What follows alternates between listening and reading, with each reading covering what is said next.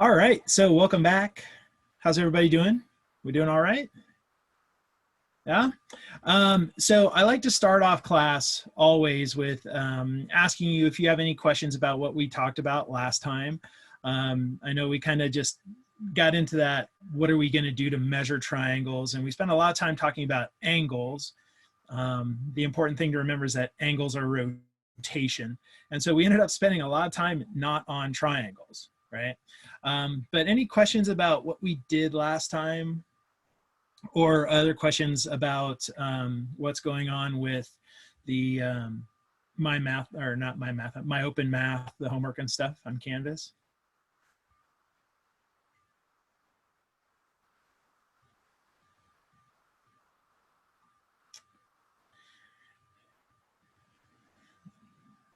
All right, so again, I'm going to take silence as everything is good. If that's not the case, just make sure you get my attention either in the chat box or say something. But I'm glad to hear that it seems like we're going okay so far. And angles are going to be part of everything we do. And like I said, I want you to start thinking radians. I'll keep doing degrees now and then, but I'm going to do fewer and fewer degrees as we go along, get you thinking more about radians as we go. Oh, and also, just so you know, I did create a module on Canvas that has links to the videos from the previous class session. So I don't know if you saw that, but I'm going to have them just dated so you can go back and look for your reference. All right. Okay, well, today we're going to do a little bit with triangles. We're going to specifically look at right triangles and talk about how we're going to go about solving those, because this is sort of historically how trigonometry started. So Amber, yes, this is 7.2. So trig came from the Greeks, and the Greeks were really big into geometry. They looked for patterns, and geometrical patterns were present. I mean, you still see it in their architecture and stuff like that. But right triangles were of interest, and so they actually created trigonometry to try to describe how these things look. So what I want to talk about today, at least get us started with today, is how are we going to go about getting different quantities about triangles? What kind of information do we need in order for us to actually calculate something? And once we have that information, how do we do it? So let's go to the board, and we're going to talk about right triangles. So first of all, I want to make sure that we're all on the same page here. I know most of you know what a right triangle is, but just in case you don't, a right triangle is a triangle that has a right angle, 90-degree angle. So let's just draw a generic one in here. And we always represent that right triangle, that right angle with a little box, a little square there, right? So that's our right angle. And what we know from last time, if we think about this as a rotation, to get from one of these sides to the other, we rotate those line segments, that would be a quarter of a rotation. And so 1/4 of a rotation is 90 degrees. So there's our right angle. It's 90 degrees. And so quiz for class, what is that in radians? Go ahead and type it in or yell it out. All right, so I've got a 1/2, I got a pi over 2, I got a pi, another pi over 2. All right, so for those of you who had pi over 2, which is quite a few of you, that is correct. 1/4 of a rotation, remember full rotation in radians was 2 pi. So if we cut that in 4, 2/4 is 1/2, and we get pi over 2. All right, so that's our right angle, 90 degrees, AKA pi over 2 radians. All right, so now obviously there are going to be 5 things that we don't know about this triangle. If we just go with the classic sense, we've got the 3 sides. So I'm going to go ahead and label them A, B, and C in no particular order. Well, that's not true. There's a little bit of a particular order here, at least with the C. So we got A, B, and C. And then I also need to have some angles. And so I'm going to go ahead and use some of those Greek letters. So this one's a little fishy, that's swimming sideways. That guy's alpha. And then we're going to call the other one down here beta.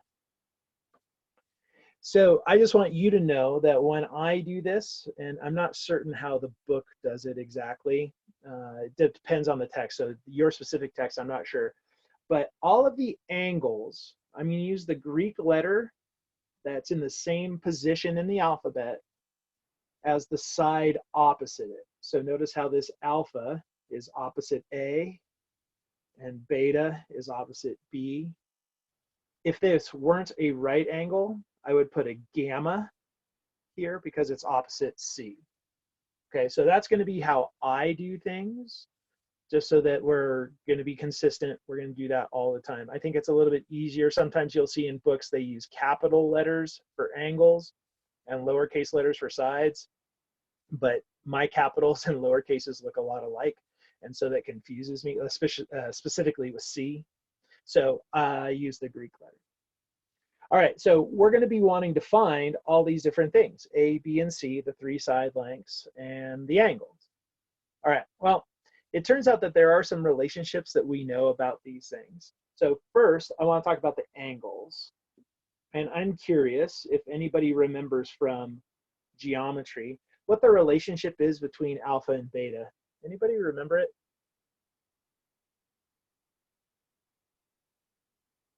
You can maybe go for a guess. Ooh, complementary. There's some big old math speak. What does that mean, complementary? They add up to 90 degrees. Yeah, good, Adam, thanks.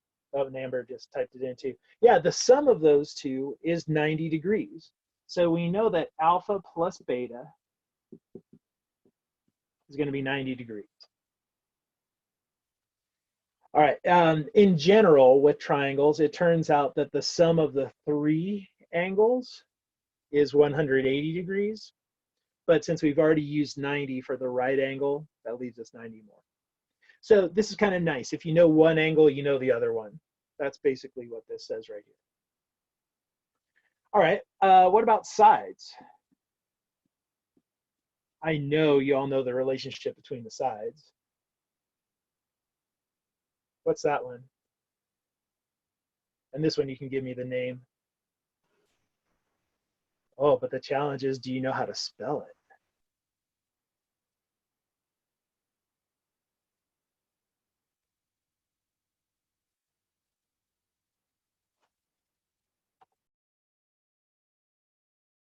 I just wanted to show this face because I'm all excited to see all the butchering of the spelling of this name.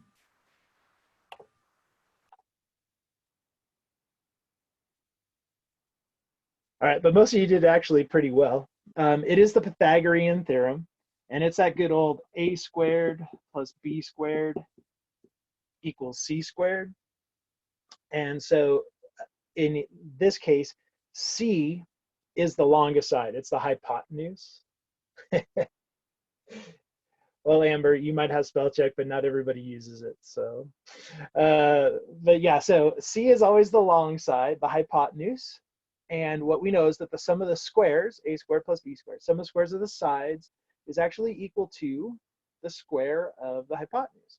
So just like with the angles, you don't need to know all the angles, right? You know, one of them, you get the other. Same thing with the sides. You don't actually need to know all of them. If you've got two of them, that'll get you the third. And it doesn't actually matter which two, right? If you know A and C, you can find B, B and C, you can find A, and so on and so forth. All right, so I know that some of you may have seen this, but if you haven't, it's definitely worth showing you. I want to show you a proof of the Pythagorean theorem.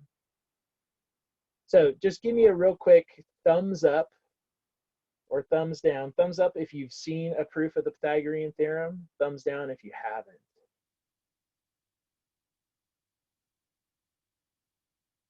Oh, so most of you have seen one. Which one? I don't know if you know this, but there are literally hundreds of proofs of the Pythagorean theorem. It's one of the most widely proven theorems in the history of math. And in fact, one of our presidents, one of the US presidents, came up with an independent proof of the Pythagorean theorem as well. Kind of fun fact. His name is James Garfield. You've probably never heard of him because he served less than 1 year. He was assassinated. He was a Civil War president or general who became president was elected in 1880, died the next year. But anyway, let me show you a proof of the Pythagorean theorem, one real quick one. And we'll see how this goes since I'm kind of drawing from the side. But I'm going to start with a good old right triangle here. So those are our lengths A, B, and C. And what I'm going to do is I'm going to replicate that triangle just in some different orientation.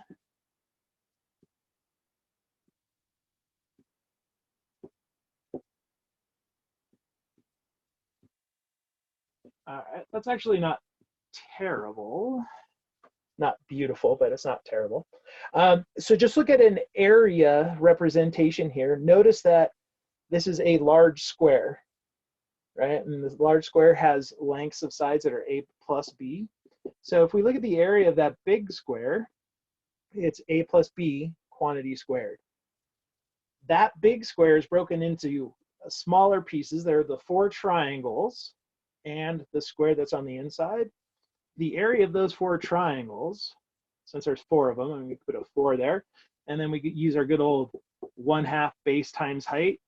Well, the base is A, the height is B, so we'll write that as 4 times 1/2 AB plus C squared. So you just do a little bit of algebra, make sure that you FOIL this thing out. Just a word of warning, this happens all the time. A plus B squared is not A squared plus B squared. There's always that middle term, so watch out for that. On the other side, of course, here, when we multiply that 4, we get 2AB plus C squared. And if we just cancel those common terms, you see the Pythagorean theorem. So it's kind of cool that it comes just from geometry, and it's kind of an unexpected result, but we definitely know this about the side. All right, so awesome. We've got a relationship between sides. We have that relationship between angles. But the problem is, what if we don't know, say, 2 of the sides? What if we only know 1 of the sides and 1 of the angles? Like, let's say that we know that this side is length 2, and maybe we've got an angle of, well, let's say that this is 25 degrees. So the question is, can we actually still find all the other information? Obviously, we do know the other angle, or we can get that. We just have to take that 25 away from 90. But what about the other sides? So this was something that the Greeks were wrestling with. And what they ended up doing was they created a set of functions that are called the trigonometric functions that are all just based on ratios of the sides of the triangle. So we'll come back to this. We'll try to solve this in a second. But first, we have to actually define these trig functions.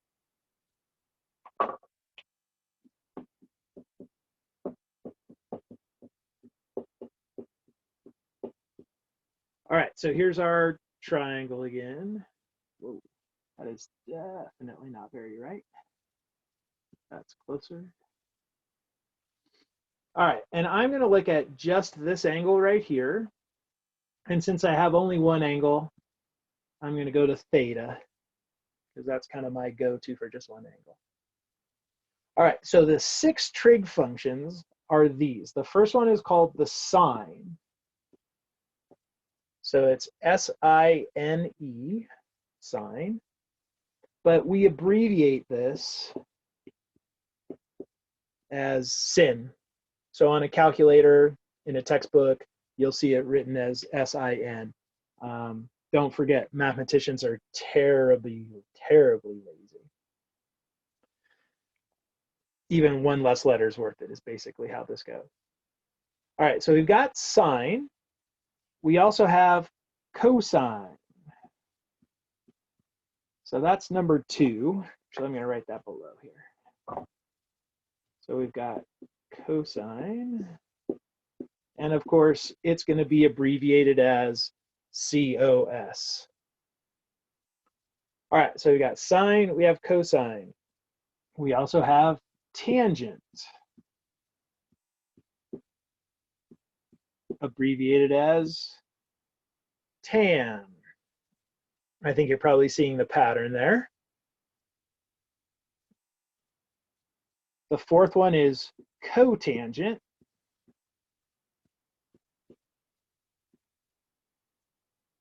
Anyone want to make a guess on how we abbreviate cotangent? I know it's probably not even worth bothering because we all know that it's just cot, C-O-T. All right, so there's cotangent. So already notice that there's kind of a pattern with these names. We have sine, cosine, tangent, cotangent. The next pair, because there are 2 more, have that same naming scheme. So number 5 here is secant, S-E-C-A-N-T. So of course that's going to be abbreviated as S-E-C. And it's probably not a big surprise to figure out that number 6 here is just going to be the cosecant. So it's cosecant, C-O-S-E-C-A-N-T.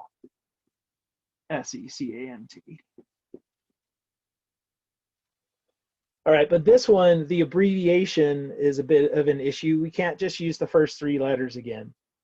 Because if we use the first 3 letters, COS, that's already reserved for cosine. So mathematicians had to come up with a different abbreviation. We still have an abbreviation though, because like I said, we're lazy. And we use CSC for cosecant, which kind of makes sense. The first C is your co, S and C is the secant. We just dropped the E out of that because we don't want a 4th letter. Okay, so there are 6 trig functions: sine, cosine, tangent, cotangent, secant, and cosecant. And all of them are defined as ratios of sides of this triangle. So when I talk about a ratio, remember what that means is a fraction.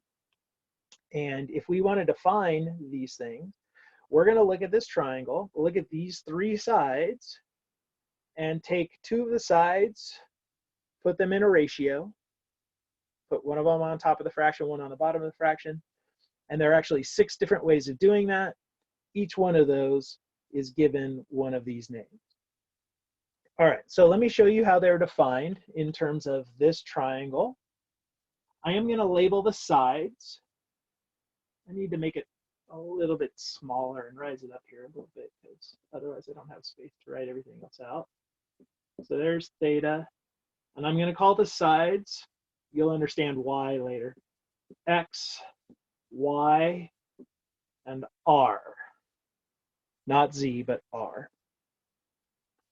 All right, so here's how these are defined. The sine of theta, it's going to equal Y divided by R. So in the case of this one, it's just this vertical side Y divided by the hypotenuse. You take those lengths, and that's the sine of that angle. Remember that I mentioned that these are functions. Just like any other function, it's something that we plug in some value into and get a specific value out. We're putting in an angle, so it's always the sine of an angle. If you ever just have sine by itself, it's meaningless. So you have to have sine of an angle. But if you've got that angle, you look at the right triangle, the sine is Y over R. All right, well, here are how the others are defined. Cosine, so the cosine of this angle is actually X over R. So similar, but we're taking this horizontal side and dividing it by R. So there's your cosine. Tangent, it's defined as Y divided by X. All right, so that's those two sides. And then the other three combinations give us cotangent, secant, and cosecant. And the way that these go, cotangent is x over y. Secant is r over x. And cosecant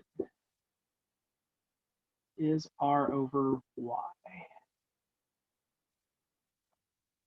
So this is how they're defined. That's it. So there isn't really a rhyme or reason to the naming scheme other than the fact that the co-functions like sine and cosine, secant and cosecant, tangent, cotangent, there's a reason for the co that I'll explain in a little bit. But otherwise, the names don't really mean anything. And in fact, what's really kind of interesting is sine is derived from the word sinus, like your sinuses in your face, which is also the name for, or the root for the word bay, like in the ocean, you got a bay. They think that's where sine actually came from, was actually trying to do some sort of measurement with a bay, but we really don't know. All right, so if we have a triangle, we can actually calculate all these guys pretty easily. Now, I want you to be kind of careful here. I know I call these things y and x and r. It turns out that these ratios work for this angle theta. Because if I change my angle, like for example, instead of doing theta, let's come up here and do this other one. I'm going to go ahead and call that alpha. And I want you to notice what happens if I calculate, say, the sine of alpha. Now, the sine of alpha is not going to be y over r anymore. I have a different angle. It turns out that the sine of alpha, I'll write this up here, would actually be x over r. And this might feel a little bit weird. Yep, Bella, I'm there in just a second. I'll get there in a second. And it's not quite right what you typed in there, but I'll be there in a second. So if we look at this guy alpha, it's x over r. The reason it's not y over r is because the sides that I use here for theta, it's all about where they are relative to the angle. Like this guy y, notice with theta, is on the other side. And the x is next to theta. Well, with alpha, the role of those swap. Now, x is the side that's far away, and y is the side that's adjacent. So what the Greeks really did when they did these ratios is they didn't think of it as x's and y's and all that, because algebra hadn't been invented yet. The thought of x as a number would have been silly to them. It's, what do you mean? That's crazy. So they did things always in words. And what they would have said, if you want something along the lines of, if you want the sine of an angle, you need to find the ratio of the side furthest away from the angle and the side, and the hypotenuse, right? Or something like that. So in that vein, we do have mnemonic devices, those little memory devices that help you remember this. And this is what Bella kind of threw in the chat room there just a second ago. And it's the good old, it's called Sohcahtoa. So let me show you how this plays out. So we have SOH, that's our so, Ka, C-A-H, and then Toa. So this is just a little memory device a lot of people use. I remember learning it way back in the day. And this is really a way to help you remember which sides you want to find the ratio, which sides you need the ratio for the specific trig functions. So in this case, the S, C, and T, those stand for sine, cosine, and tangent. O, that stands for opposite. The A, that stands for adjacent. And the h, that's our friend, the hypotenuse. So the way to use this mnemonic device is we go, okay, so sine has opposite and hypotenuse, and they go in that order, top to bottom. So the sine of theta would be the opposite over the hypotenuse. And if you come back and you look at our picture, you can see that the opposite side is y, the hypotenuse is r, and so if we take that fraction, we get y over r. So then similarly, cosine, since it's ka, it'll be the adjacent over the hypotenuse. And then tangent, kind of running out of room here, tangent's going to be the opposite over the adjacent. Okay, so if you like this mnemonic device, use it. It's great. If you don't like it, that's fine. So, you know, Bella's original question was, what's my opinion of that? I don't actually have one. I think it's great for those that want it. Just like anything in math, if you find something that works, use it. I had a student from Singapore many years ago, probably like 15 years ago, who said, oh no, we learned this a different way. And I want to share this one with you as well, because I thought it was kind of fun. She said, the way we're taught to remember all of this is just this little phrase that just goes, oh hell, another hour of algebra.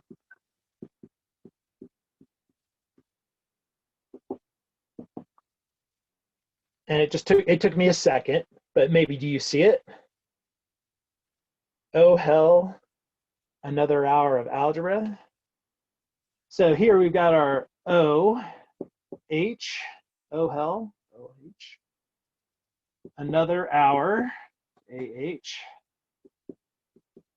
of algebra. So I imagine a lot of you feel that way sometimes when you're dealing with algebra. So this will just remind you the trig phrasing as well. And Adana, I'll get to you in just a second. I see your comment, but let me just finish up here.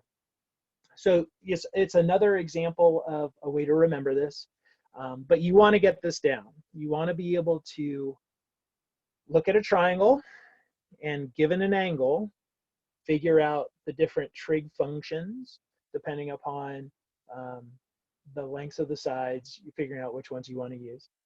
So what about alpha? Is there a Sohcahtoa and a Toa? That's kind of what I think the gist of this question is for Adana. And yeah, you can do exactly the same thing.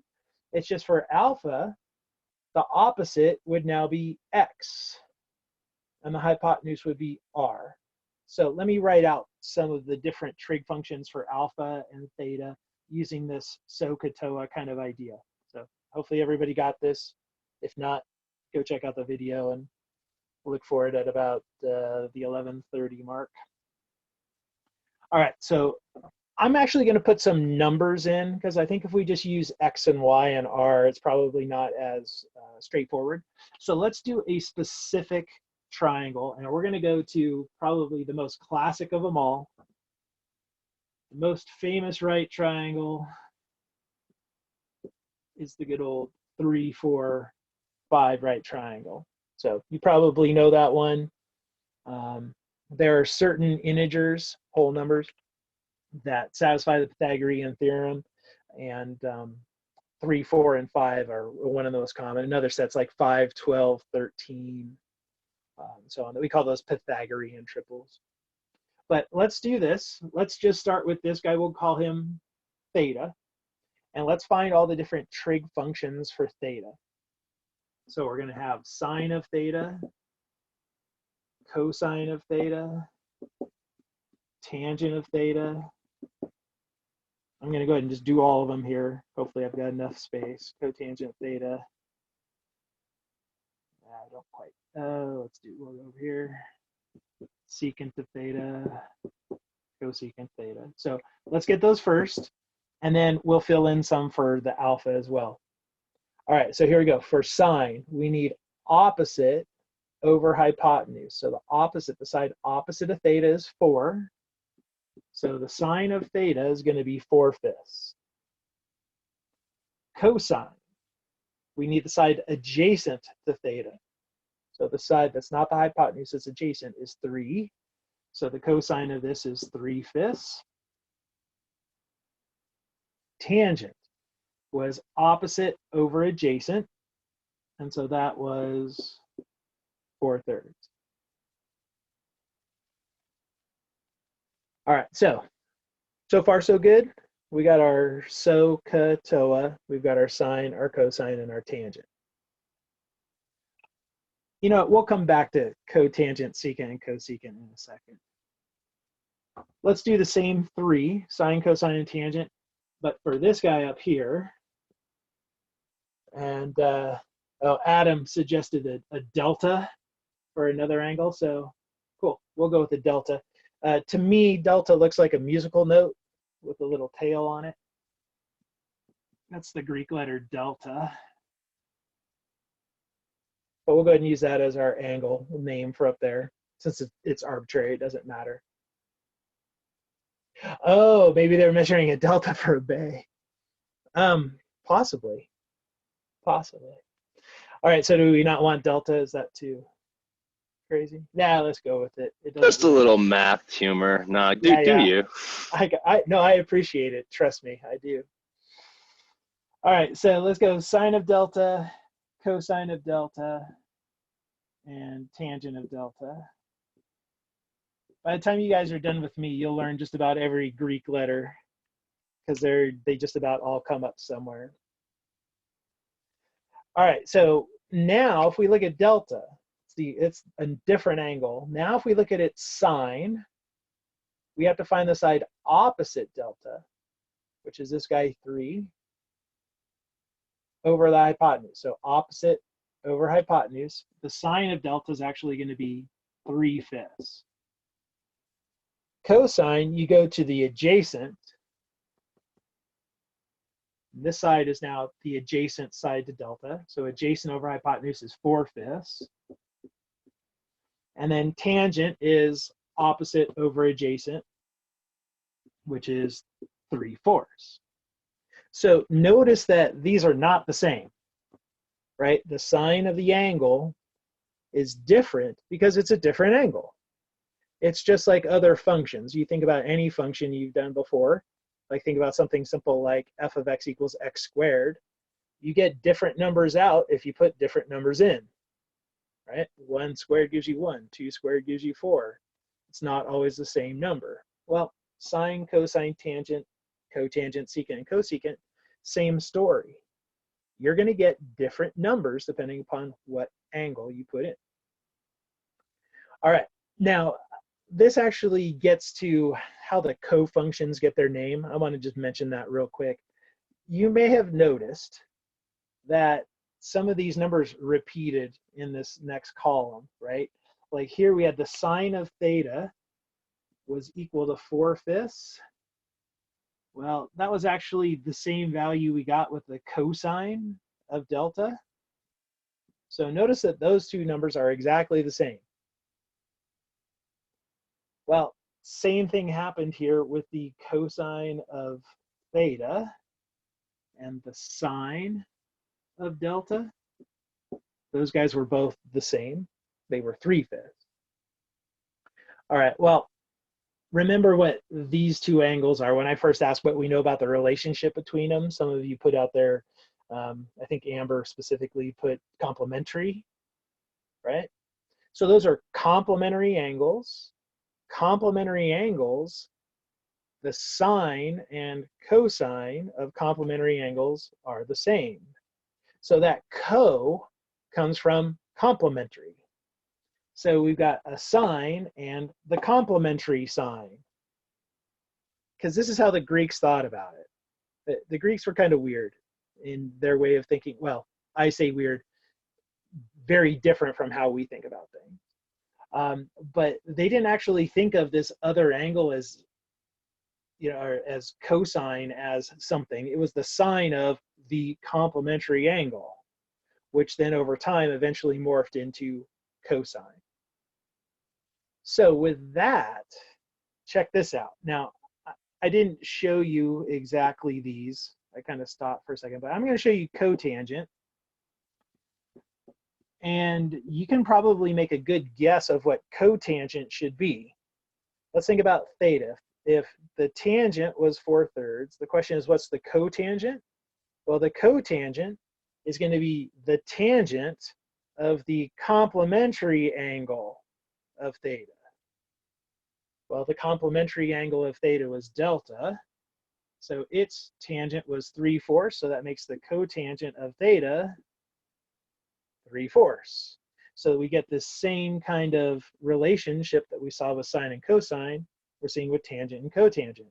And similarly, the cotangent of delta is the tangent of the complementary angle of delta, which is the tangent of theta, and that guy is 4/3. All right, so that's how that whole thing came about, is it's the complementary angle. So we're going to see the same thing happen with secant and cosecant. The secant of theta is going to be the same as the cosecant of delta, and so on. So Adam just threw out here, he said, I always thought of them as a reciprocal. And we do have the fact that we get some reciprocals. Like you notice here that tangent and cotangent are reciprocal. But be careful, because the co-ness doesn't mean reciprocal. Look at sine and cosine. Those guys are not reciprocals of each other.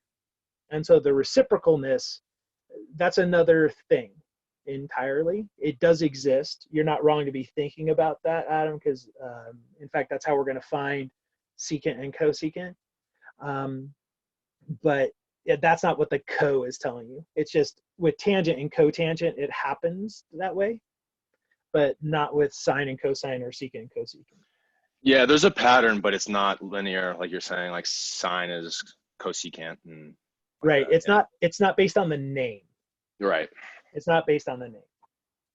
So with that said, let's get those other guys as well. So I'm going to clean up this. I'm going to get rid of some of the delta stuff here so we can finish getting the secant and the cosecant. So we got 4 of them here. The next 2 we've still got to get our secant and cosecant. And so the question is, what are those? Well, if you think about what we've been doing, we're taking ratios of sides, right? And so far, we've done 4 of the 6 possible combinations of ratios of sides. The only ones we haven't done, even if we go to that Sohcahtoa business, right? This was opposite over hypotenuse. This was adjacent over hypotenuse. This was opposite over adjacent.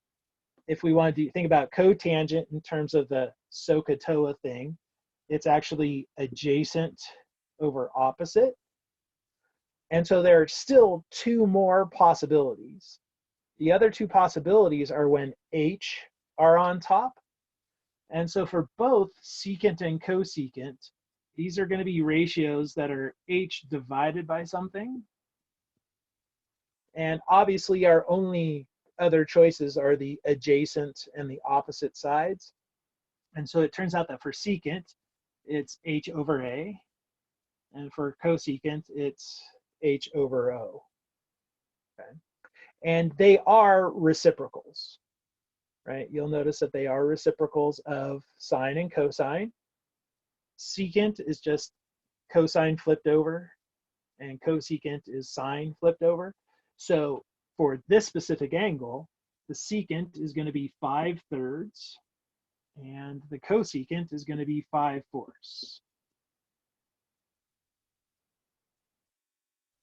So this is where that whole reciprocal thing comes in. And just that if we're going to find all the different ratios of all the different pairs, some of them are going to be upside down compared to the other. All right, now I just want you to know that when I do these, I'm going to be really consistent. Sorry, I just went to look at you guys for a while. I'm tired of looking at the board. So I'm going to try to do this really consistently. so that we're always doing it the exact same way, because that will create the muscle memory for us. That'll make it easier for us as we progress, as we know. Once we start seeing the patterns are always going to build the same way. So when I do this, I'm always going to go in the same order. I'm always going to start with sine, cosine, tangent, which kind of makes sense, right, with the Sohcahtoa. And then I'm going to go to cotangent, secant, cosecant, just like I did on the board. And I'll show it to you again here in a second. But I'm always going to do that same order so that we get used to it. And it's going to help us spot the patterns, because I know at this point, some of you are probably already going, oh my God, I'm going to get confused somewhere, right? I'm going to botch. Is it the opposite on the bottom or the adjacent and all that? And I have some tips for how you can remember and make sure that you don't get these things mixed up. Okay. So, but I'm always going to go the same order: sine, cosine, tangent, cotangent, secant, cosecant. All right. So let me go back to the board and let me show you what I mean. So I'm going to go ahead and rewrite real quick. So for this angle that we just did, we had sine of theta. Shoot, I just forgot. Was that the 4/5? Thumbs up, 4/5? Yeah, okay, thanks, Guy. All right, so sine of theta was 4/5. So we had cosine was 3/5, which made our tangent 4/3. Our cotangent was 3/4. Secant was 5/3. And cosecant was 5/4. So you're always going to see me write them in this order. And there's a reason why. And I'll just start here. So first of all, notice that the top three are reciprocals of the bottom three, right? We had 4/5. There was a 5/4 down here. 3/5. There's a 5/3. 4/3 and a 3/4. So what this means, first of all, is you really only need to know either the top half or the bottom half of this list, right? Because if you know the top half, you got the bottom half. Flip them over. If you've got the bottom half, you flip them over, you get the top half.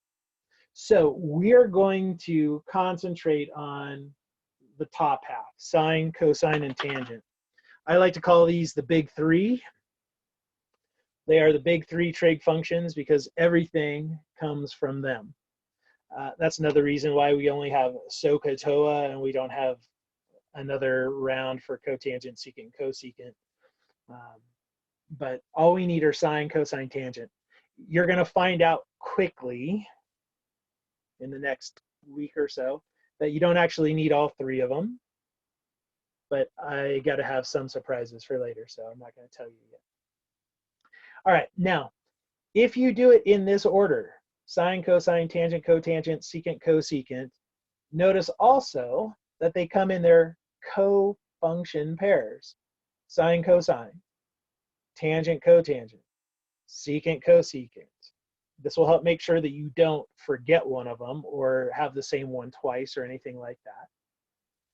And then when it comes to actually getting the values, if you can rattle off your sine, cosine, tangent, you know that you need to now flip them over.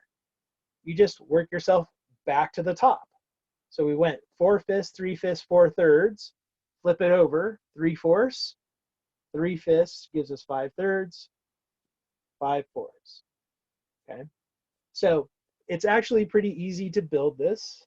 If I were to give you, say, a sine, a cosine, and a tangent, we can actually get the rest.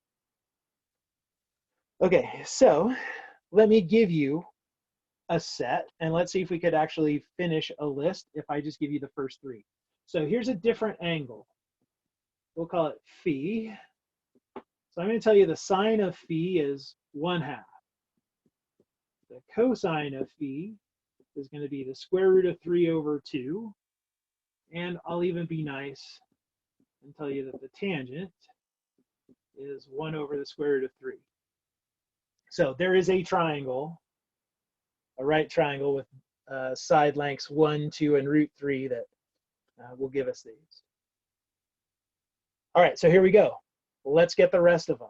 So we need cotangent to buddy up our cofunction, and then we need secant and cosecant. And it literally is this easy. So cotangent, I'm working down my list. I got to now flip over tangent. So that's √3/1. Secant, I need to flip over cosine because I'm working my way back out. That's 2/√3. And then cosecant is going to be 2/1. So hopefully you can see that if you know the first three, the second three come very quickly. Just follow the pattern, flip them over. And I'm going to anticipate a couple of questions at this point. First, yes, I do reduce things if possible. Like I don't write 2/1. I would just write that as 2. I wrote it as 2/1 to help you see that it was the reciprocal of sine. But when it actually comes down to it, simplify fractions for sure. The second question that usually comes up at this point also is, do we have to rationalize? Like with these things, think about secant's got a 2/√3, tangent's got a 1/√3. So do you have to rationalize? The answer to have to is no. On an exam or something, if you were to write the tangent of phi as 1/√3, I'm going to give you full points. All right, it's 5 out of 5, whatever. If you were to rationalize it, this one's the same as √3/3, you would still get 5 out of 5. All right, both of them are fine. For certain angles, like this one, this is one of the special angles we'll talk about a little bit later today. For special angles, I always rationalize, mostly because that's what I was taught. And after, let's see, at this point, 30 plus years, my brain is stuck with √3/3, √2/2, and the like. So it's totally up to you if you want to or not. Sometimes it's more convenient to have it rationalized, but it's not a must. All right, I know that you, coming from algebra, you're used to, you have to rationalize. With me, I don't really care because these are equivalent numbers. They mean exactly the same thing. So why do I care what you call it? All right, so how we feeling about sine, cosine, tangent, the big three, and the others? Think you can do this? I'm seeing some thumbs up. Awesome. So let me formalize a little bit what we saw in terms of these cofunction pairs, how the angles, the complementary angles had relationships, and also this reciprocalness. And we call these identities. You may remember identities from algebra. And an identity, all it is an equation that's always true. It doesn't matter what you plug in. And in trig, we're going to have a whole bunch. There are lots of relationships between these angles. And so the ones I want to show you first kind of formalize what we're talking about. We have a set that are called the reciprocal identities. And they're exactly what they sound like. These are the ones that have to do with that flipping over relationships. And so this is how we get the non-big three, the lesser three, from the big three. We have the fact that the cotangent of theta is 1 over the tangent of theta. We have the secant of theta is 1 over the cosine of theta. And the cosecant of theta is 1 over sine. Okay, so this is true always, no matter what angle you're talking about. This is the relationship between cotangent, secant, and cosecant, and tangent, cosine, and sine. So we're going to make use of this a lot. And in fact, we rarely do anything with cotangent, secant, and cosecant. We turn them into tangent, cosine, and sine. I don't know if you've ever noticed on a calculator, you have buttons for sine, cosine, and tangent, but not the others. And there's a reason, and it's because you don't need them. You can just do this reciprocal stuff. Okay, so there's your first set of identities. These are called the reciprocal identities. All right. The next set are what we call the cofunction identities or the complementary identities. It depends on the book. I'm not actually 100% positive what they say in this textbook, but I'm going to go ahead and call them the complementary identities. So I'm just going to save myself a little time.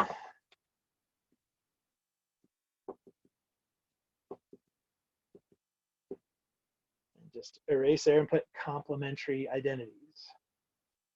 All right, now what this tells us is that relationship we saw between, say, the sine of theta and the cosine of delta, like what we had written before. And so this is how these play out. The sine of pi over 2 minus theta is equal to the cosine of theta. Similarly, the cosine of pi over 2 minus theta is equal to the sine of theta. The tangent of pi over 2 minus theta is the cotangent of theta. And let me just throw up these last three here real quickly, and then we'll talk about it.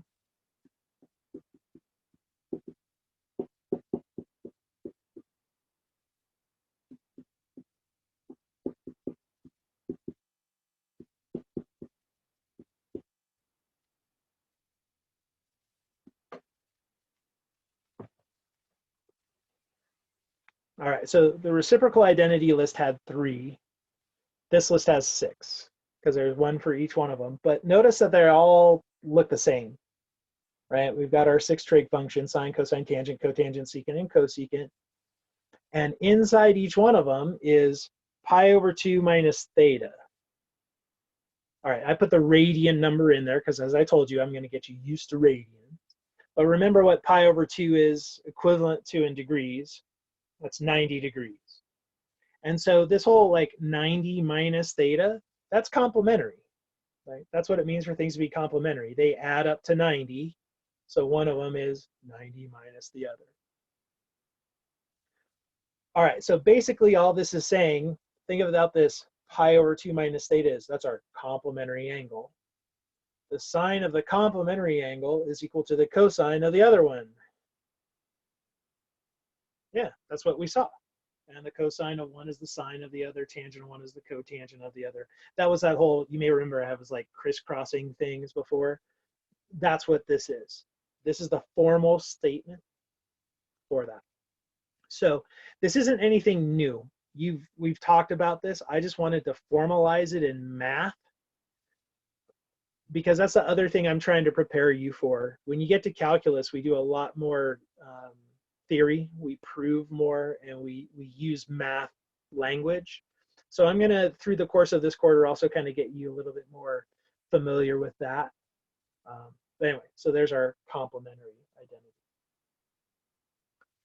All right, so I think what I'm going to do is let's take a little break. I need to grab some water here. So I'm going to pause the recording, and then we'll come back in a little bit. Let me real quick pause. All right, so while we were at break, I went ahead and looked in the book. They don't actually call these identities the complementary identities. They call them the cofunction identities. So just be aware that if you look at that and you see a different name, like I was telling you, sometimes they're called different things. So anyway, they're the cofunction identities. All right, so what I want to do now is share with you some special angles. These are some that show up a lot in the real world. They have some interesting properties that we'll continue to see over the course of trig and then even further. But there are also ones that are really, really easy to find the side lengths for, which then means it's really easy to calculate the different ratios, the different trig functions, okay? So let me go back to the whiteboard here real quick. And let me go ahead and show you what I'm talking about. All right, so the first angle that I want to talk about is pi over 4.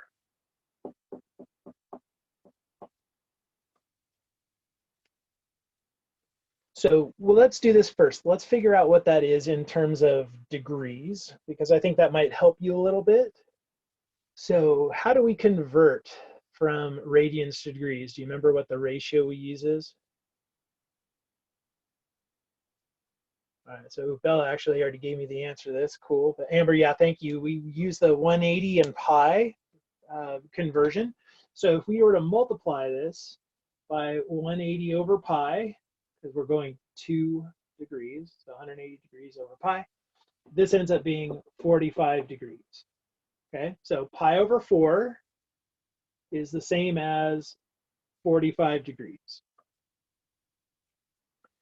And 45 degrees is actually really nice in a triangle. I think that's actually kind of close to 45 degrees.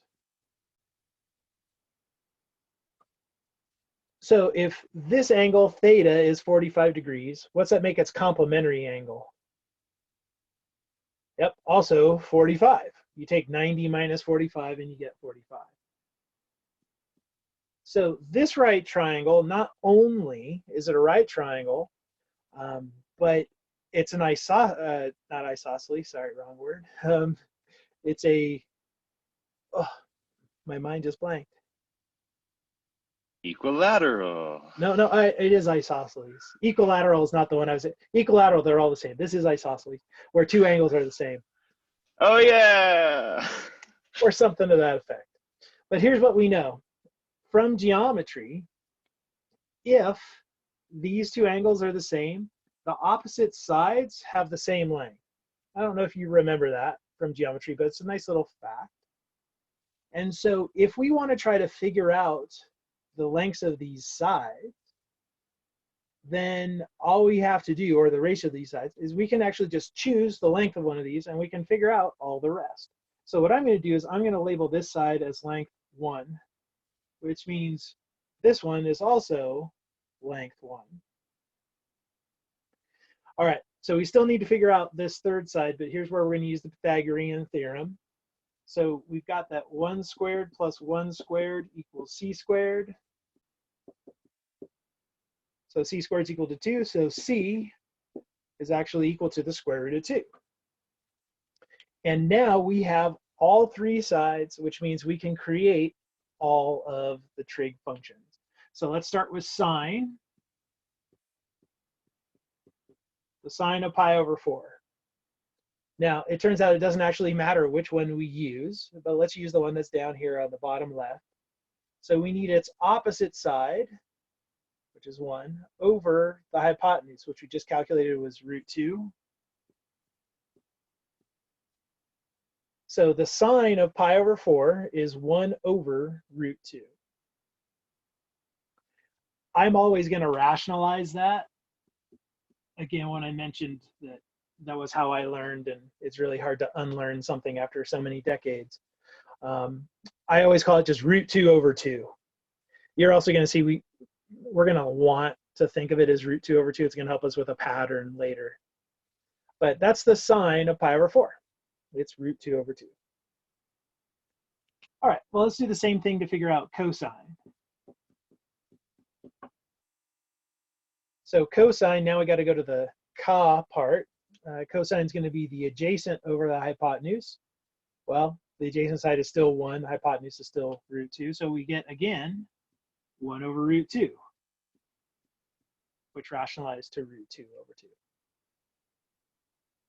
So this is kind of cool.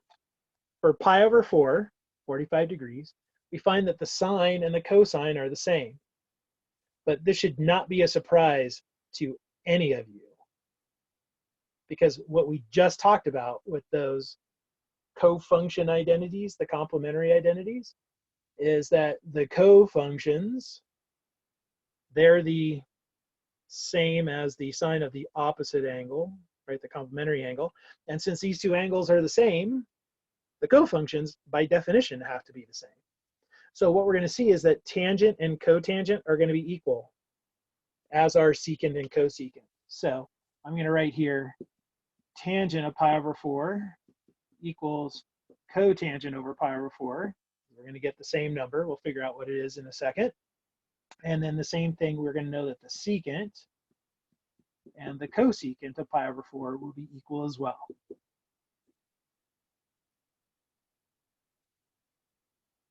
So notice how we're already saving ourselves some time by paying attention to what we've seen. And there's going to be a lot of this in trig. If we keep track of what we've seen, we pay good attention and notice the patterns, we're going to be able to do things very quickly because it's always the same. We just got to figure out these relationships. All right, well, let's get tangent. So tangent, we got to go to opposite over adjacent. Well, the opposite is length 1, the adjacent is length 1. We get 1 over 1, which is 1. So the tangent of pi over 4, cotangent of pi over 4, they're both equal to 1. All right, well, that leaves us secant and cosecant. If we go back to the whole side ratio stuff, we need to take hypotenuse over the opposite or hypotenuse over the adjacent. Or we just remember that we flip over sine and cosine. And this is one where if it's not rationalized, it's a little bit easier, because if we flip over 1 over root 2, the reciprocal of that is just the square root of 2. All right, so pi over 4, boom, we just got them. We got all 6. Again, notice that there are a lot of patterns here, a lot of things that we can recognize about them. But those are your values. And I know Amber didn't ask me this, but she did ask me something similar last time about, do you need to memorize this stuff? You want to memorize these. You may not personally want to, but for your math career, you want to memorize these. Because the more you have these down, just as you know these values, the easier things are going to be later. But we're going to use them a lot. You're going to see these numbers a lot, and you'll get to the point where you even know the decimal approximations of root 2 over 2 and stuff like that.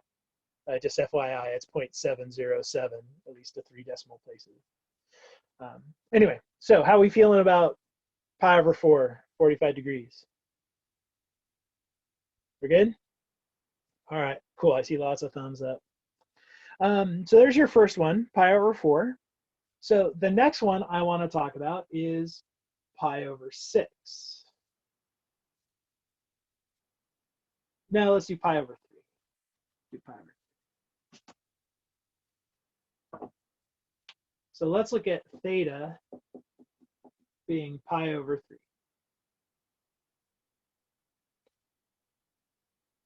All right, as a degree, if we do the same multiply by 180 over pi, the 180 divided by 3 gives us 60.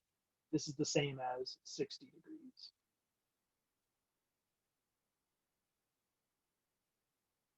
All right, now 60 degrees is also kind of nice because we can create a well-known geometric figure that has this triangle in it. So let's draw one of these guys.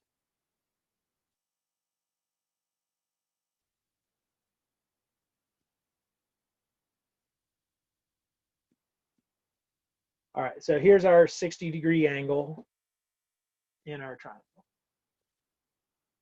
So just like before, we know what the other angle is pretty easily. We just have to subtract off from 90. And so that makes this other angle 30 degrees. Unfortunately, these aren't the same.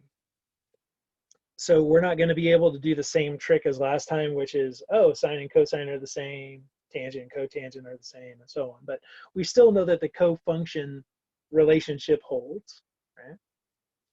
Okay, now, to help us do this, again, we need some side lengths, and it may not be entirely clear how these side lengths relate, but I'm going to help you out. I'm going to draw a mirror image of this triangle right next to it.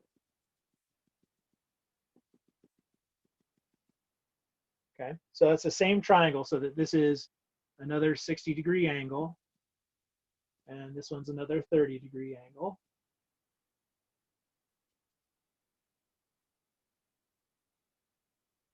All right, so if you include both of those triangles, the right triangle and its flipped mirror image, notice that that big triangle is equilateral. All of those are 60 degrees. All the angles are 60 degrees. So another fact from geometry that you probably remember is that equilateral triangles, their angles are all the same, but also the lengths of the sides are all the same. If you don't remember that fact, just trust me, okay? If you were in class, I'd say smile and nod. Okay. I can only see like 4 of your faces, so, but even if I can't see you, still just smile and nod.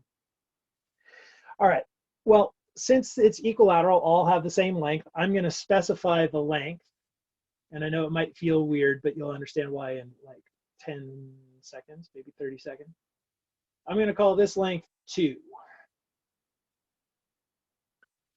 The reason being, if we look at this bottom one, it's going to be half of the full length because of the fact that this is a bisector. So we're using a lot of geometry stuff here. But it turns out that that then has length 1. So I'm going to put 1 right here. So we now have 2 of the 3 sides, which means, of course, if we want the third side, we can use the Pythagorean theorem. So I'm going to call that x for right now. And what we know from the Pythagorean theorem is 1 squared plus x squared equals 2 squared, which gives us x squared equals 3, or x is the square root of 3. So now we've got the 3 sides of that triangle, which means we can create all of the different trig functions. All right, well, let's do it. So I'm just going to clean this up a little bit. We'll go ahead and put our root 3 in here now. So let's go ahead and get our sine, cosine, tangent, and so on. So sine of pi over 3. So that's this angle right here. We go to opposite over hypotenuse. It's root 3 over 2. All right, we go to the cosine. Well, cosine is going to be adjacent over hypotenuse, which is 1/2. And my light just flickered. If we end up losing power, I will frantically try to get this up and running again. But if you don't hear from me again, it's because I lost power. I hope it was just random weirdness. All right, so there's our cosine. So then tangent,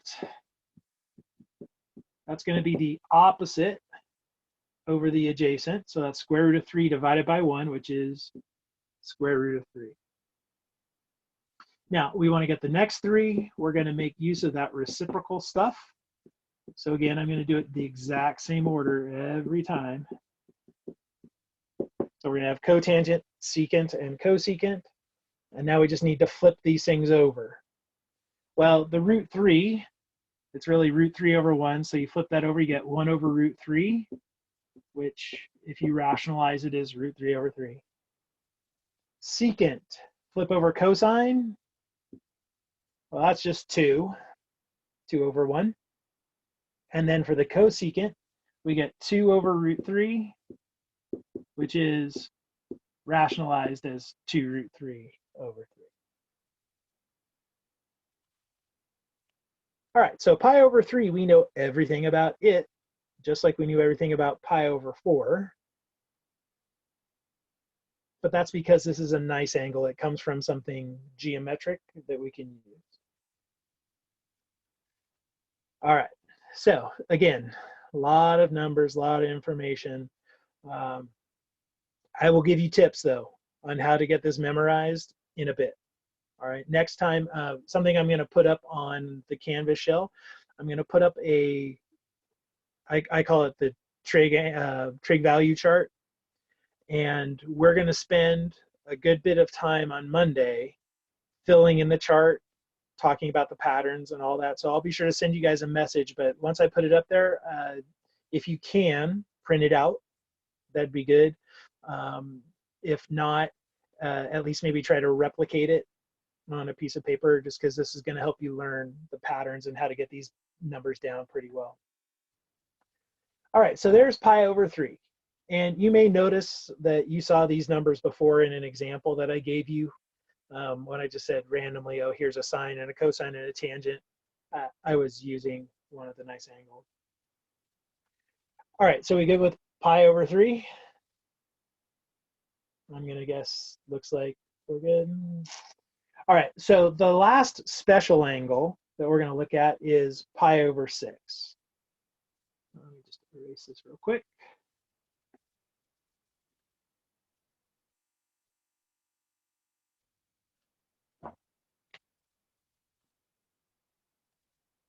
All right, so pi over 6, that's also known as 30 degrees.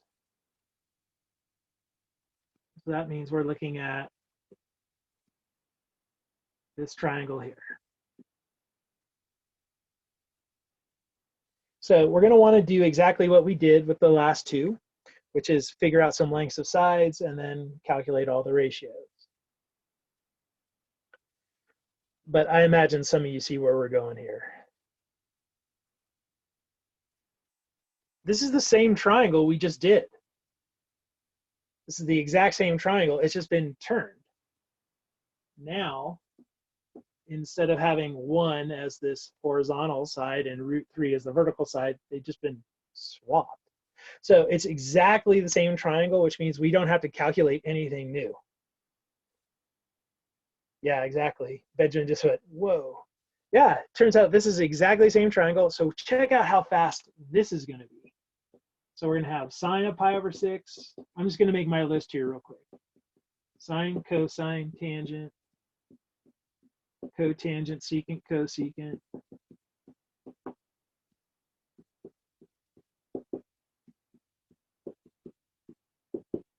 All right, so we want the same 6. But since it's the same triangle, it means we get to use the exact same values. We just have to swap the cofunctions. Whatever sine was before is now the cosine. Whatever cosecant was before is now the secant, and so on.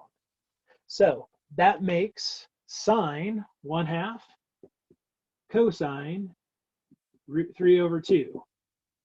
If you look at your notes, what you just wrote for pi over 3, those two are just swapped. Tangent is now going to be √3 over 3, and cotangent is going to be √3. Again, those were swapped from the pi over 3. And then pi over 6, the secant and cosecant do the same thing. Secant is now the 2√3 over 3, and the cosecant is 2. So we basically got this one for free, right? I mean, we didn't do anything new. We used all the same information. We just used the fact that this is a complementary angle, so therefore the cofunctions are just swaps, and we're good to go. All right, so those are the 3 special angles with right triangles. I mean, obviously you can have lots of other angles, right? In a right triangle, you can have an angle here anywhere from as close as you want to 0 to as close as you want to 90 degrees, right? Which would be the same as pi over 2. But these are the 3 special ones: 30 degrees, 45 degrees, 60 degrees, also known as pi over 6, pi over 4, pi over 3 radians. All right, so now let's use this. Let's actually see what the whole point of these trig functions is. Because, yeah, great, we defined them. It might be nice if there was actually a reason to use them. Well, let's go back to that idea of trying to solve triangles.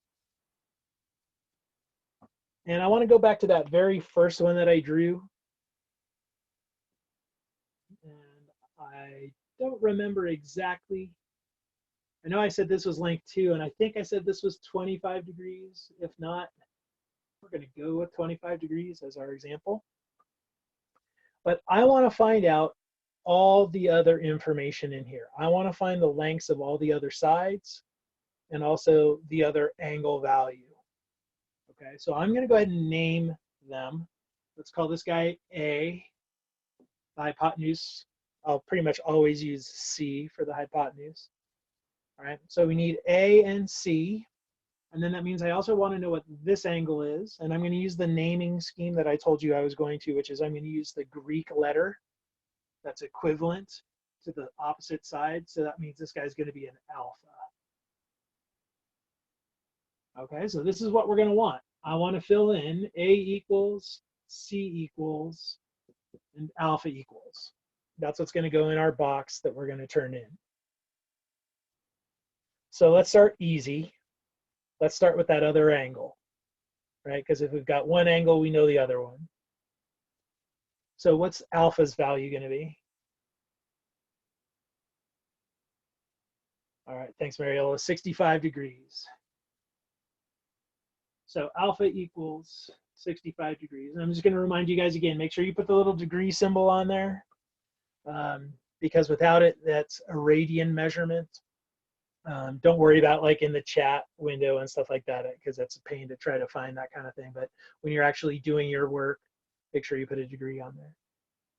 All right, so we've got alpha is equal to 65 degrees. Cool. We're 1/3 of the way done. So now we have to figure out A. So here's where the trig functions are going to come in. A is one of the side lengths. We do know one other side length. We know 2. So what we need is some sort of a trig function that involves A and 2 and one of the angles that we know. So I'm going to use the 25 degrees. The reason I want to go with 25 degrees is it's one that was given to me. I didn't calculate anything, because if I calculate, I might make a mistake.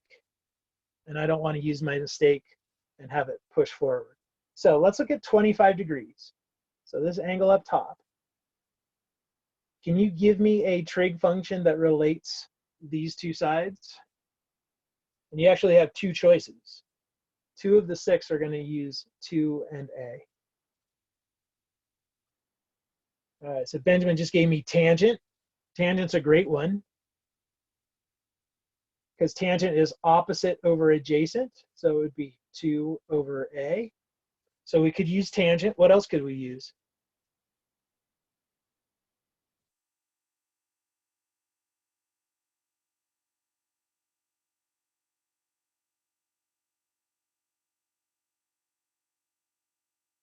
All right, there we go. I got a couple people chiming in. We could use cotangent, because cotangent is similarly the adjacent over the opposite. So either one is fine, but I recommend using one of the big 3. So let's go to tangent. We know the tangent of 25 degrees, that's going to equal the opposite side, which is 2, over the adjacent side, which is A. And we have technology that's going to allow us to solve for tangent. So we can go ahead and use our calculator or something like that and be able to solve for A. So let's do a little bit of algebra first. Let's cross multiply. Let's multiply by A. So we get A times the tangent of 25 is equal to 2. So A is going to equal 2 over the tangent of 25 degrees. And this is where you're going to crack out your calculator and let it do its thing. So I do want to warn you about something here. Let me go ahead and switch screens. All right, so if you got a scientific calculator, it doesn't really matter what kind you have, right? I've got a TI-89 that I'm using. But one of the things that I want you to be very careful about, and this is going to pop up a lot in this class, is that your calculator's in the right mode when it comes to measuring angles. I'll see if I can kind of get this in nice and close so you can see it. But you'll notice that on my screen there's a bit where it says DEG, D-E-G. It's under the black highlight. I don't know if you can really see it. But this is telling me my calculator is right now in degree mode. So if I use the sine, cosine, tangent buttons, it's going to assume I'm putting in angles that are degrees. You can change it on the TI-89. There's a button that says mode. It's under the alpha key. If you hit mode, it gives you all kinds of options in this list, and on that front, there's one that says angle. If you arrow over, it gives you other options, and so you can turn it to radian. If you do, what it'll look like, now maybe you can see where it said dag, it now says, dag, it says rad. And so now my calculator is in radian mode.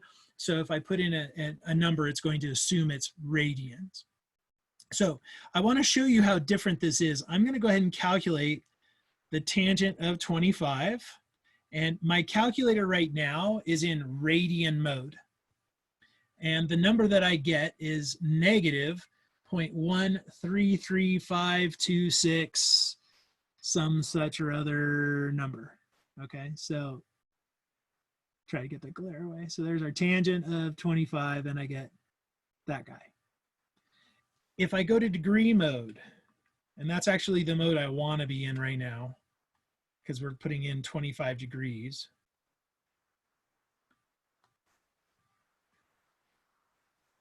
I want you to notice that I get a significantly different number.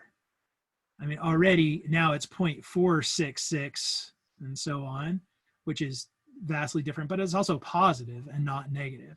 So be very careful that your calculator is in the correct mode, because otherwise it will botch things for you. One other thing I want to mention right now while I'm talking about calculators is on your calculator where you have sine, cosine, and tangent, you'll also see sine with a -1, cosine with a -1, tangent with a -1. On my calculator, if you look at, see the buttons where it says like Y, for example, and above the Y you see in blue sin, and then yellow it says sin with a -1. That is not cosecant. That is not sine to the -1 power. It's not the reciprocal. That's the inverse function. You may remember inverse functions. We use that little -1 kind of thing to show inverses. That's what those buttons are. We'll get to that later, like how inverse trig functions work, but they're a different thing. They're a different creature. So don't use those if you want to find, say, the secant. Don't use that cosine to the -1 because that's cosine inverse. If you want the secant, you do 1 divided by cosine. Same thing, cotangent is going to be 1 divided by the tangent, and so on. All right, well, anyway, so now let's go ahead and calculate what our A value is and see what we get. So we had that A is equal to 2 divided by the tangent of 25. So if I just go ahead and take what I found here and take 2 divided by it, I get A is equal to 4.289.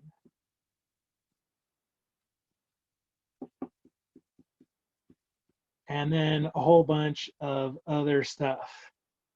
And just like a lot of other numbers you're used to seeing when you do calculations, these decimals will tend to go forever. They are not rational, so they will kind of go until the end of time. So often I'm asked, well, where should you cut it off? That's going to depend on what you're doing. But I will tell you that on the homeworks, it will say round it to 2 decimal places or 4 decimal places or something like that. Just take their take the instructions into account. If it's a question like on an exam where I don't tell you, use your discretion. I cut it off here because the next digit was a 0. Honestly, that's why I did that. I think rounding this to 4.29 would be totally fine because it's not very different. Rounding it to 4.3, you're starting to introduce enough of an error that it might be a problem. And this is me as a science guy coming out. I try not to round when I'm doing science calculations. I don't usually do calculations until the very, very end, because if you round and then do more computation, you will increase your error. So just be careful with the rounding. Try to push it as far as you can go. But regardless, we just found out that this side is around 4.289, whatever's long, inches, feet, meters, so on. All right, so I'm going to go ahead and put that up here for A, because we now have a number, at least it's approximately equal to 4.289. All right, so now we got to find C. And at this point, we have lots of options. we can do the same thing we just did, but pick a different trig function, because now C is going to be the hypotenuse, regardless of which angle we choose. And so we're going to have to use something that's not tangent or cotangent. Or we can use the Pythagorean theorem, because we've got two sides, and we use the Pythagorean theorem. Now, my recommendation, just like when I told you I was going to use 25 degrees because it was given information, I'm going to try to calculate C with only the given information. I don't want to use anything I calculated because I might have made a mistake, right? So, and also, like if I were to use this 4.289, if I round it, I know I'm introducing potential error and so on. So what I'm going to do is I'm going to look at that 25 degrees and see if I can find a trig function that involves the side of 2 and the side of C. So C is my hypotenuse, 2 is the side opposite. So which trig function involves hypotenuse and opposite? Or I guess I should say which trig functions, because there's more than one. All right, good. Sine. What's the other one that works? Good. Diego just threw up cosecant. So we could use sine or we could use cosecant. But let's use the big three. So we're going to go sine of 25, sine of 25 degrees is equal to opposite over hypotenuse. So 2 over C. And so it's actually very, very similar kind of computation. We're going to get C is equal to 2 over the sine of 25 degrees. And now we can go ahead and calculate that. So make sure that your calculator's in the right mode. It should still be, right? If we just calculated the tangent and did that properly, we should be able to get the sine same way. So if we do 2 divided by the sine of 25 degrees, we end up with 4.732. I'll go to the same, round to the same decimal place. So I get 4.732. So hopefully everybody got similar numbers if you're playing along. But we were now able to actually solve this triangle because we had the trig functions. And so that's the whole point of having the trig functions, is it's going to allow us to do this. It's going to allow us to find information that the Pythagorean theorem and the angle stuff doesn't allow, right? Like we have we know the relationship between just angles and a relationship between just sides. The trig functions give us now that bridge between angle world and side world. Before I step off of this and give you an applied example, I want to show you a real world thing where we use this. I want to give you a tip for how you can check, at least see if you're somewhat correct. And that's the Pythagorean theorem. I'll go back to this and do a real quick Pythagorean theorem. I'll do 2 squared plus a squared, and I'll see if I get something that's close to c squared. So I'm going to crack out my calculator and just show you I'm actually doing this. So I'm going to do 2 squared plus the 4.289 squared. And if I do that on my calculator, I get 22.39, blah, blah, blah, blah, blah. If I take 4.732 and I square it, I get 22.391824, blah, blah, blah, blah, blah. I'm going to switch screens here and kind of pull it close so you can see them. Right, so those numbers are not exactly equal, but they're close. And for me, for this check, close is good enough. In fact, the chance of me getting them exactly equal is very, very slim. Why is close enough good enough here? Why am I not concerned that they're not exactly equal?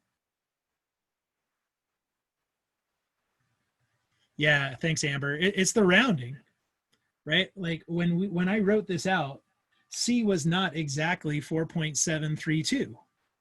It was 4.732 and other stuff. If I keep that other stuff on all my calculations, then the approximations that I get when I go back and I do the Pythagorean theorem are going to be much closer and much more accurate. So I just like having ways of checking myself. I'm going to share these with you along the way. I don't like making mistakes. I think really more to the point, I don't like other people knowing I made mistakes. So I'd rather catch my mistakes myself. And this is one way that you can check the sides of a right triangle pretty quickly. All right, so let's actually do an applied example, a real life sort of situation where we might use this. All right, so here's going to be my scenario. Let's say we go out on a nice sunny day. And we know that the sun up here in the sky, we know that there's an angle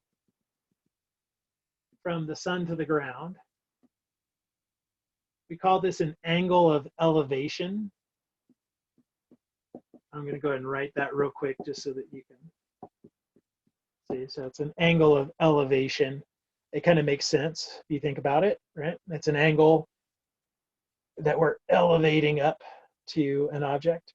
If we are to go down, we call it an angle of depression because we're depressing down. So when we run into that, I'll be sure to write one up. But let's say that we know the angle of elevation to the sun is 37 degrees.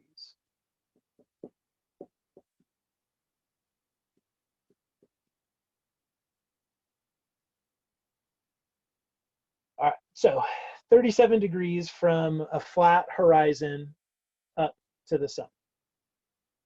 This changes with time of day, with day of the year, stuff like that, but we can always calculate this. Back in the day when they used to navigate with things like sextants, this was a huge thing, knowing the angle to the sun, because then that told them their latitude. But anyway, so let's say we know it's 37 degrees. So now I'm going to be out there on this bright sunny day playing a little baseball with my son. Right, so we got to have our nice big oversized mitt. Okay, so I'm playing baseball with my son. And I'm kind of looking out there and I go, hey, I noticed that my shadow over here on the ground is reaching out there. I'm kind of curious how long that is. I want to know how long is the shadow that I'm making at this point. And you might go, okay, well, this is actually really easy. Why do we even need trig? Just take a ruler or tape measure and do this. Well, I'm going to challenge you by yourself with nobody else. I challenge you to figure out the length of your shadow using a tape measure. Because think about how you use a tape measure, right? You put something down on one end and then you string it out to the other end. Well, either you have to like bend over to try to reach over and touch the end of your shadow, and if you bend over, you're changing the height of your shadow, or your height, so it's length. Or you got to walk over, right? But if you walk over, your shadow moves with you. So it sounds like it's something really easy to do, but it's not. It's actually really challenging to figure out your own shadow length. But we're going to be able to do this using trig, because we have a right triangle if we assume that the ground is horizontal. Let me eliminate all the crude drawing and all that and just kind of show you what we got. We got 37 degrees here. We've got a right angle. I'm looking for this side right here. I'm going to call it X. I want to know how long my shadow is. But I actually know one of the sides. I know this vertical side. What's that vertical side going to be? You don't have to necessarily give me a number because you may not know it. But I know it. Yeah, it's my height, right? I know how tall I am. I can use that as my height. So I'm a little bit over 6 foot, but I'm not going to worry about the extra inch. Let's just say it's 6 feet, okay? So we're going to go with that I'm 6 feet tall, but you could do this for any height. It doesn't have to be in feet. It could be in meters or anything else, right? But now I'm ready to try to find this X. So let's think about a trig function that relates these two sides with 37 degrees. So the 6 is my opposite side. The X is my adjacent. So that suggests tangent. So we're going to have the tangent of 37 degrees is going to equal 6 over x. So if I just do a real quick bit of algebra on that, I find that x is equal to 6 divided by the tangent of 37. So this is where our trusty technology comes in now. And if you're anything like me, you carry your TI-89 graphing calculator everywhere you go. No, maybe. I actually do. I take it on vacation, which is probably more than I should share about my geekiness. But anyway, so I go ahead and calculate. I pull this out of my back pocket. I tell my son, hey, hold on a second. I want to check out what my shadow length is. I do the calculation and I get 7.96. So it's just about 8 feet long. So my shadow is a little bit longer. And yes, Benja, oh yeah, I like always in your back pocket. And Amber, obviously, even when I go to Sedalis. Yeah, I'll tell you a fun story about picking my mug sometime. All right, so the shadow is a little bit longer than me. It's 8 feet. But you know this happens. Sometimes our shadows are longer. This suggests that it's probably the morning. Either the morning or the late afternoon, because that's when the sun is lower in the sky, makes our shadows longer. I don't know if you've noticed this, but go look at your shadow as soon as we're done with class, and you'll go see that your shadow is not very long because it's sort of in the middle of the day. Your shadows also get longer in general during the winter because the sun is lower in the horizon, but that's enough science for now. All right, so hopefully you're feeling kind of good about these trig functions. They're just ratios of sides of a triangle. And what we're going to do next time is we're going to get away from angles that are between 0 and 90 degrees, because what we've done today is great if we have a right triangle, but there are lots of triangles that have angles that are bigger than 90 degrees, and we're going to still want to be able to calculate their sine, cosine, tangent, and the like. And so we'll look at how we can do that, which is going to actually move us away from triangles again. So I hope you enjoyed the triangle part of trigonometry, because you're not going to see it again for at least a month and a half. All right, that's how long, at least how long we're going to be away from triangles. So anyway, so I'm going to go ahead and pause the recording here.